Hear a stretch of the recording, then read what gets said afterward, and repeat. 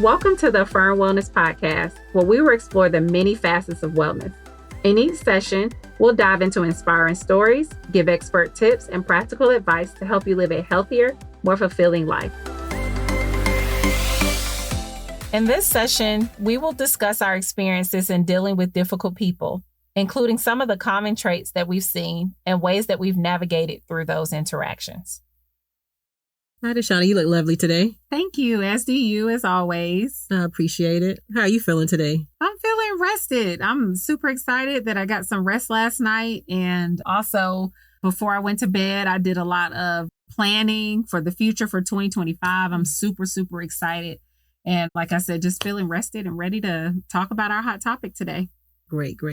How are you feeling? I have a mix of emotions. I'm excited. I am motivated.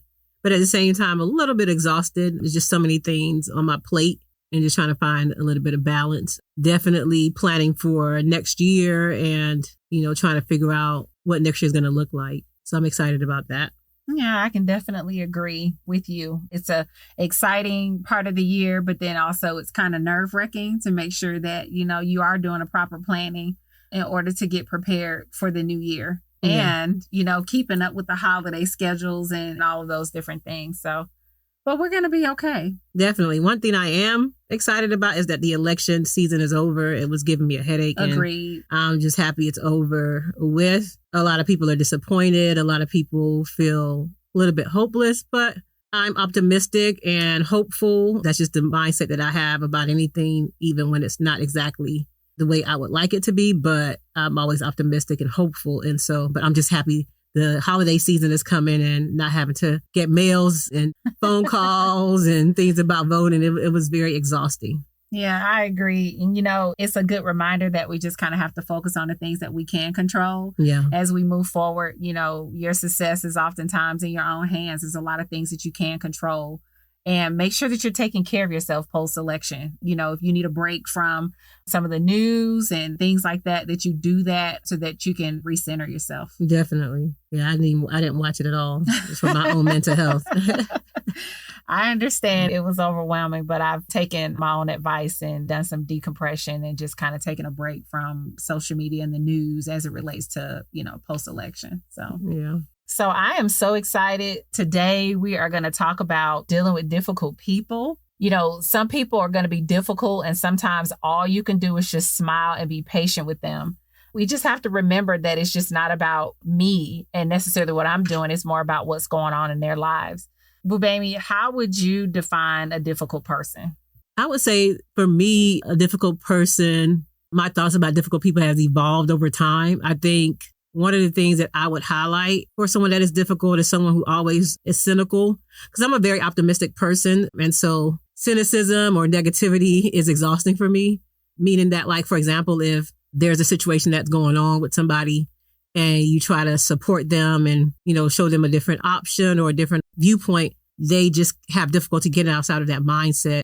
And I don't feel like everybody should think or act the way that I think or act. However, I do feel like some people enjoy being in a cynical, negative state all the time, and it can get exhausting. And so when I encounter difficult people, I often recognize, hey, they might not have done some of the work that they need to do to get to a healthier mindset. And I'm very mindful of how possibly their cognitive distortions and unhealthy thoughts have impacted them and kept them stuck. And so I'm a little bit more graceful and supportive and loving towards difficult people than I was in the past, because before I would just cut you off. So to be honest, I would just cut you off if you were a difficult person, meaning that you just made me feel exhausted every time I spend time with you. I still have to do that for some people because I give people chances after chances, but I can tell that some people love being difficult. Some people aren't intentionally difficult. They just maybe have some trauma and have some different things that is their defense mechanism. But for some people, they intentionally want to be difficult for whatever reason. And for those people, I have to set really strict boundaries with them. And I'm okay with that. But how would you describe a difficult person, Deshauna? A difficult person for me, I guess a word that comes to mind is just someone who's not flexible. Okay. They're not willing to bend. They don't like to listen. They're always right. You're always wrong. And it almost seems impossible to get the message across to them. And my take on dealing with conflict is never that I necessarily want to be right. I just want to feel heard. Yeah. And a difficult person just doesn't want to listen. It's always their way or the highway. And I've dealt with that kind of person by, I can still engage with them because you may not be able to just cut someone off because you may have to work with them, or they might be your child or your family member. And so That's true. I deal with it. Yeah. Sometimes you just can't say, I'm going to walk away. I'm never going to talk to that person again. And so I kind of deal with them by, sometimes it means, saying less, not saying a whole lot, just kind of getting straight to the point, or being firm about whatever message that I'm trying to relate to them. And then if I see that there's any opposition, because I know that they can't engage in a healthy discussion, I'm not going to say a whole lot because I'm not going to argue with a person who is inflexible. Yeah. And so that is, in a nutshell, my view on what a difficult person is. Yeah. And I've encountered difficult people personally, like you said, with family and loved ones. But I think one of my highlight stories would be in the workplace, having a supervisor that was so difficult to deal with. And I don't want to say that they were jealous of me, but the way that they acted made it feel like they didn't want me to succeed because it made them feel like I was outshining them. And I remember oftentimes telling this person that if I win, you win because you're my supervisor. So I don't understand what the beef is. And I did confront the person and they pretended that there wasn't an issue, but just continued that same behavior. And so I had to learn how to set boundaries for myself in the work setting so that I wouldn't be impacted by that person's negative energy and negative viewpoints and things like that. And they didn't only do it to me, but I was the one that spoke up. So I got the brunt of their negative behavior, the difficulty and things like that. I would come up with creative ideas and that person would say no to those ideas or kind of come up with a way not to execute those ideas. And then I would give the idea to somebody else that I know that he favored and thing would end up coming to pass. And so I didn't take it personal, but at the same time, I knew it wasn't a healthy work environment for me. And so that's my experience of dealing with a difficult person without giving too much information. Deshauna knows who I'm talking about, but that's my example of dealing with a difficult person in a work setting. And it's not healthy. Like, I don't want to be in a place where I have to feel like I'm walking on eggshells in my personal life or my work setting. And so right now in my life, I'm very, very strict about that. I learned from that experience not to ever be in a space where I'm not respected, I am not valued, and I'm not treated with dignity and respect. And so I'm very mindful of that. So now in any setting that I'm in, I'm very mindful of respecting my space, respecting my viewpoints. You don't have to like me, but I do want to be respected just for human decency, period. And some people have a difficult time doing that for whatever reasons. I just try not to look into it that deeply, but that's what I would encourage people that are having, like, especially difficulty in the workplace, dealing with difficult people. Just try to remind yourself of why you're there, what work that you're doing, and not personalize that person's bad behavior. Because a lot of times those people have their own stuff going on and there's nothing you can do about it, but you can continue to shine. And I know that I was shining in my job because, especially as a therapist, hearing the clients tell me how much they've grown, how much I've supported them and things like that, that was enough for me.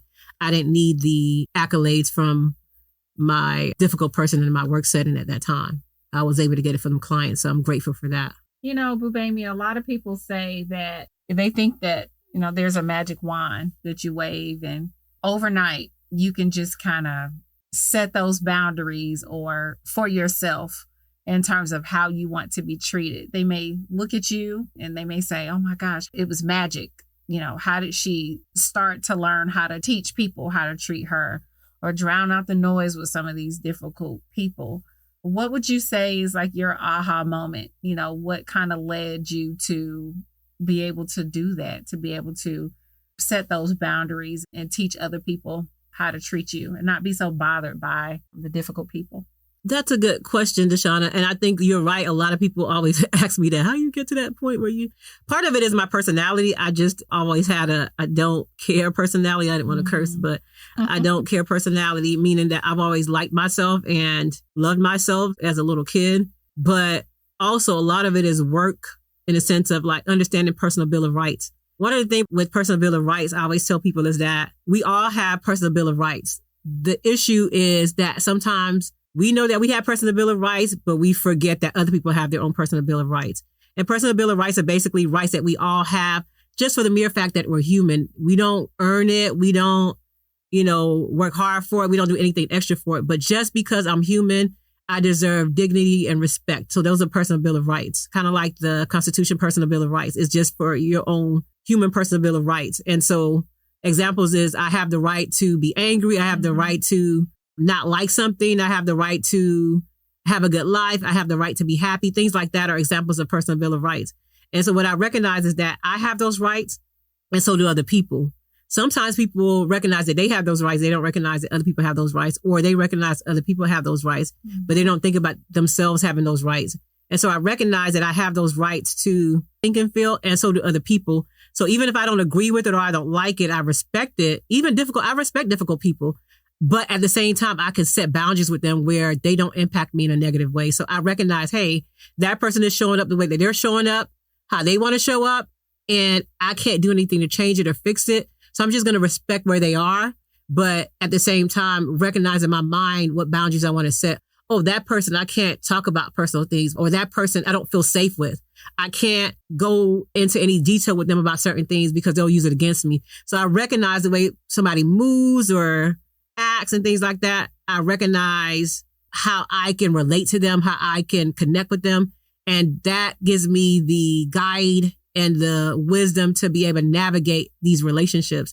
And so it's not necessarily that it doesn't bother me or I don't recognize that it's horrible, but I respect people's personal bill of rights. So I think what I would say is what freed me from that mindset of like feeling overwhelmed by difficult people. I'm like, okay, they're, acting a certain way. I think what my boundary or my limit would be is they were trying to do something to hurt me physically or emotionally or be abusive towards me. Then, we have a problem. And then I'll handle what I need to handle, however I need to handle it, whether legally or, personally. Just standing up for yourself exactly is important because, you do tend to feed into the manipulation, the bullying and things like that with difficult people because that's the goal. Yeah. That's why they do the things they do because they want you to kind of back the attention, down, yeah. Mm-hmm. Or they want that attention. And so if you don't give it to them or if they realize that you're going to advocate for yourself and you're not just going to kind of give into it, a lot of times they will leave you alone or you will decide to leave them alone because you choose your peace over anything. Yeah. That's a good word, just trying to advocate. Yeah, you have to advocate for yourself. Mm-hmm. And sometimes that does mean that you have to kind of get into that battle, especially if it, like I said, if it's in a situation where you just can't, say I'm never going to talk to someone again because you have to work with them. They may be your supervisor. They may be your child. That's one of the things that I've had to do over time. I'm full-time entrepreneur now, but in a work setting, I've got tons of examples of, I just want to be honest, just poor leadership, in my opinion, asking for things that, you could get time off or maybe less of a workload because there are other people that can help you share the workload and things of that nature. And being told no and not giving an explanation about why, someone is saying no. Yeah. Because I said so. Mm-hmm. And you're going to do what I tell you to do, or you face retaliation. And so one of the things that I learned the hard way was standing up for myself and advocating for myself and asking questions respectfully and being able to get the answers that I needed so that I could be okay with the response that I was getting. And a lot of times, believe it or not, just from asking additional questions and showing up for myself in that way, I was able to turn a no into a yes. Yeah. But if you accept that no, or sometimes if you kind of go, I want to say toe to toe with somebody, giving them, how people say, I'm giving the same energy as they give me. Sometimes it just doesn't work, especially for a person that's not flexible. They really don't care about your feelings. You kind of have to just kind of be professional, remain respectful, kind of understand what it is that you're trying to relay, whatever message you're trying to relay, and just kind of stick to that. In counseling, I get a lot of clients that say, well, they just don't care. And I'll say, well, I agree. They probably just don't care. They don't always. And they don't have to. Difficult people don't care oftentimes about your feelings. Mm-hmm. They don't have to care. Mm-hmm. That's okay. Like Baby said, that's in their personal Bill of Rights. Mm-hmm. But, try not to back down because you have a voice. And obviously there are things that you need to say and you need to get done. So just stick to your guns. And over time, I want to say this really quickly. There is no magic wand to this. You learn sometimes by kind of being in the fire. When things happen, you learn from experience and you realize, ooh, I didn't like the way it felt to be taken advantage of by a difficult person. Somebody who just, wasn't willing to listen. So now I feel like I don't have a voice. I didn't like the way that felt. So what do I do next time?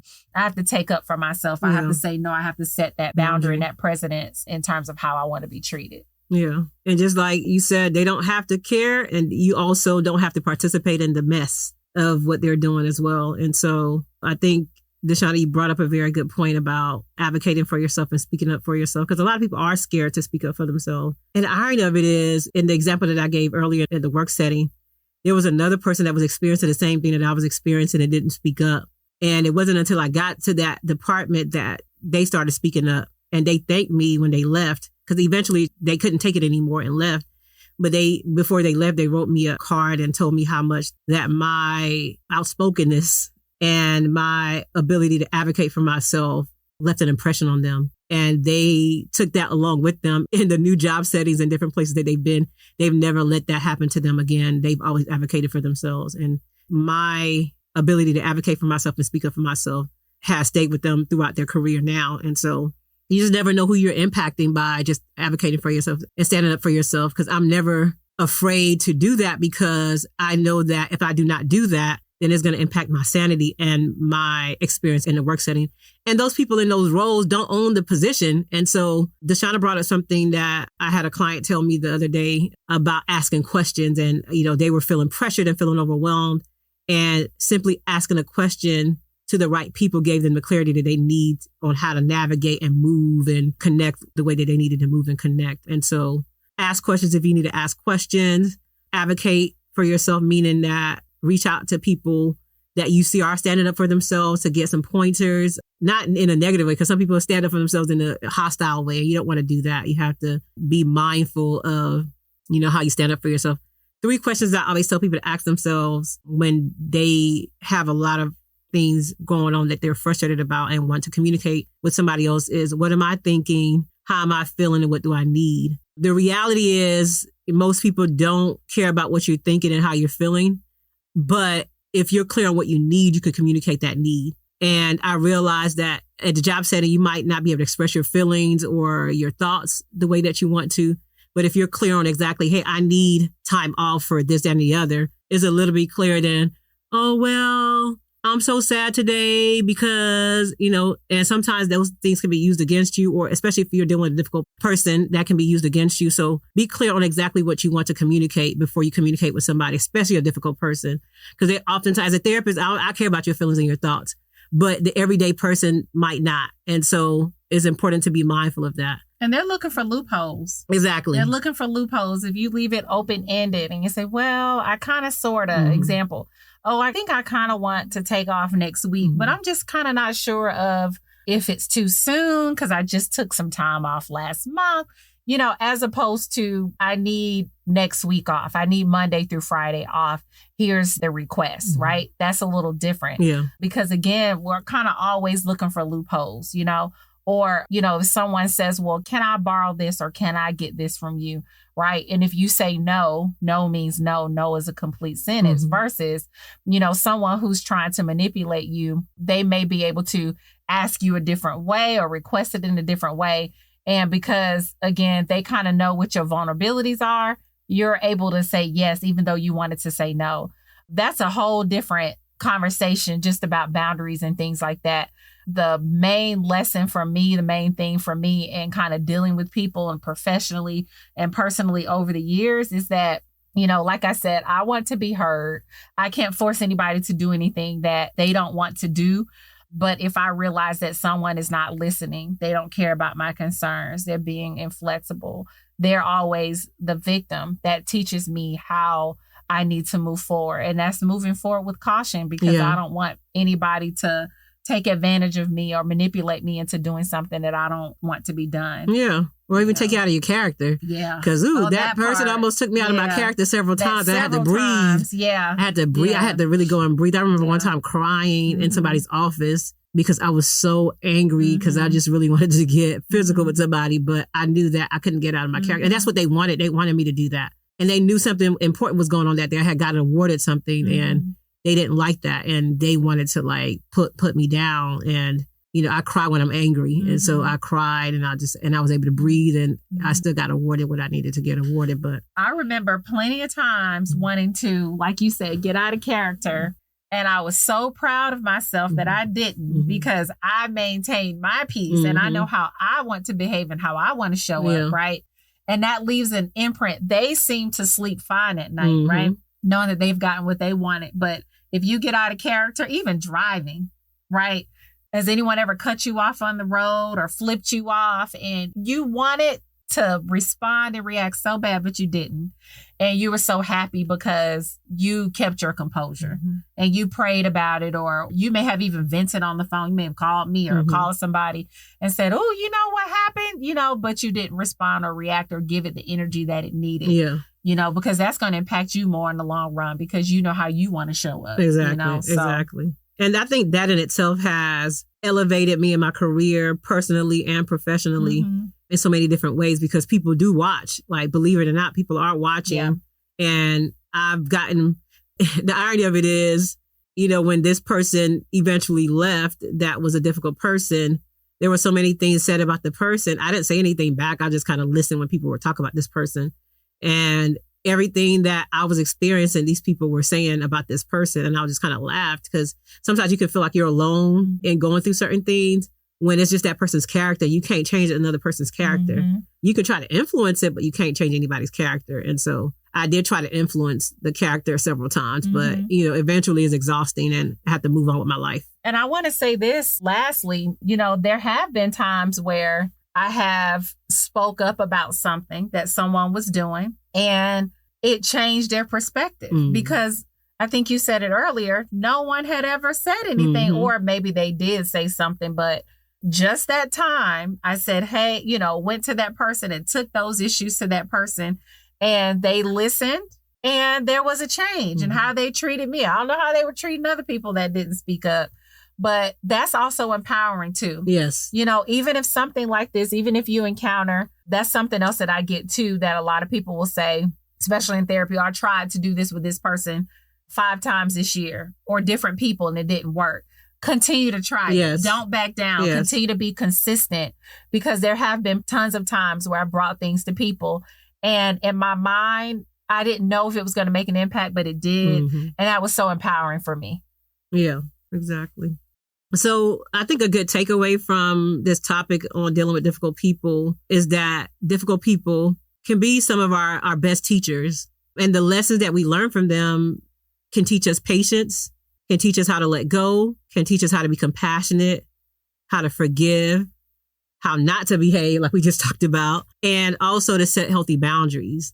And I would just add also to recognize that people have personal bill of rights and that they're not always going to show up the way that we feel like they should show up, but we can show up the way that we want to show up. And we're in charge of that. We can influence other people, but we can't change other people. And a challenge for today, I would encourage you to identify the difficult people in your life.